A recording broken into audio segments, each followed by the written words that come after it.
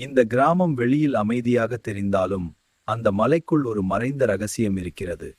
சிவபெருமானின் அருளால் காக்கப்படும் மலை ராஜநாகம், சிவலிங்கத்தின் காவலன். பேராசை அமைதியை கலைக்கும் மலைக்குள் மறைந்துள்ள சிவலிங்கத்தை கைப்பற்றவே இவர்கள் வந்துள்ளனர்.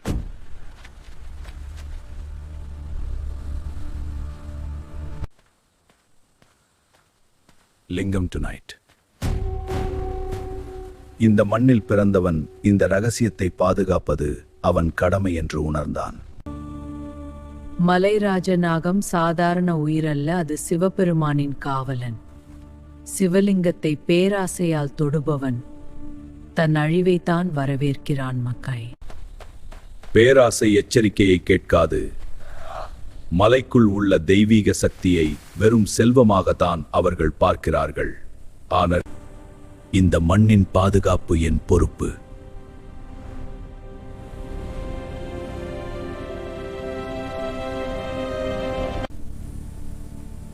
இருள் அமைதியல்ல,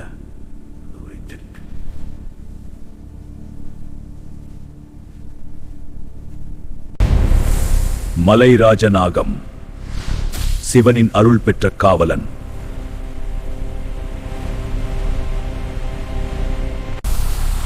பேராசை கொண்டவர்களின் தைரியம் உண்மையான சக்தியை பார்த்தவுடன் சிதறுகிறது.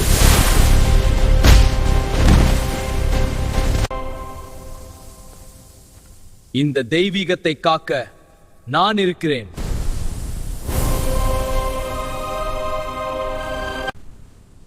தைரியம் என்பது ஆயுதம் அல்ல, அது நம்பிக்கையின் வெளிப்பாடு.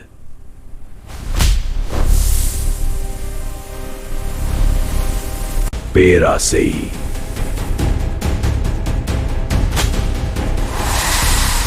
உயிரையும் மறக்கச் செய்யும்.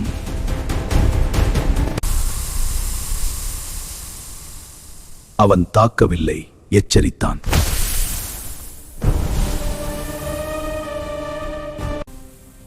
இது செல்வம் இல்லை, இது நம்பிக்கை. அதை எடுப்பது உங்கள் கையில் இல்லை.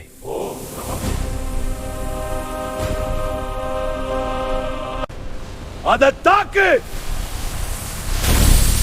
இது புனிதமானது, பின்வாங்காதே. தீமை முயற்சி செய்யும், ஆனால் தெய்வீகம் பதிலளிக்கும்.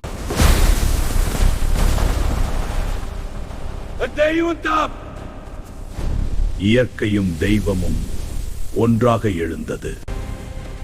பேராசைக்கு எதிராக நின்றவன் தனியாக இல்லை.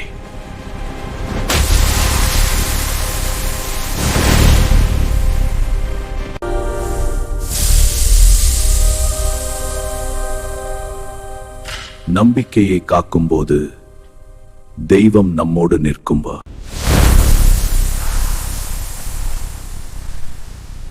தீமை தோற்கிறது, அது தானாகவே. நம்பிக்கையை காத்தவன் கிராமத்தின் வீரன்.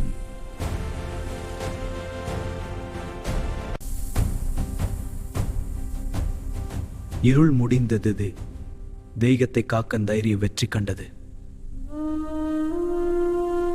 பாம்பே, உன் கோபம் தீர்ந்ததா?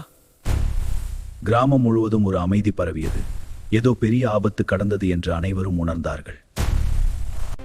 பேராசை ஓடியது, நம்பிக்கை நிலைத்தது. வெற்றி எனது அல்ல, அருள்தான்.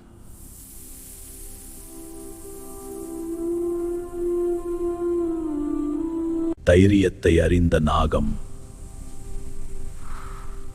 அவனை ஏற்றுக்கொண்டது. ஒரு இளைஞன் இன்று கிராமத்தின் காவலனானான்.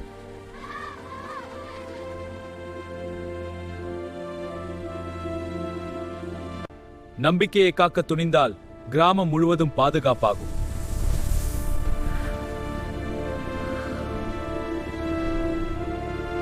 மலை மீண்டும் அமைதியில் மூழ்கியது. ஆனால் அதன் ரகசியம் பாதுகாக்கப்பட்டது.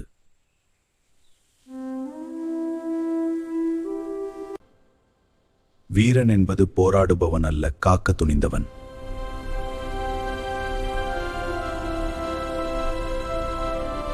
நம்பிக்கையை காக்கும் தைரியம் இருந்தால் தீமை வெல்லாது.